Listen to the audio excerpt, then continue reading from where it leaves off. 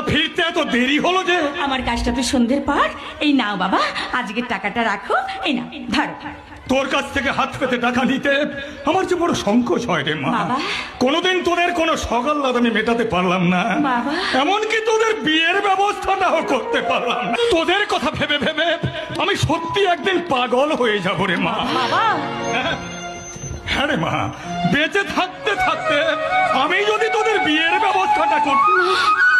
না বাবা না, আমি কোনোদিনই বিয়ে করব না। তুমি বরং দিদির জন্য খোঁজ খবর নাও। কেন তুই বিয়ে করবি না? কেন নয় না? আমার রোজগারটাই যে এই সংসারে আলাদিনে আশ্চর্য প্রদীপের চেয়েও দামি জিনিস রে দিদি। কিন্তু মা, তোদের দাদা তো এখন রোজগার করতে শুরু করেছে। কিন্তু দাদার তো একটা সংসার আছে বাবা, তাই তোমার বোঝা তার কাঁধে কতদিন চাপিয়ে রাখবে বলো?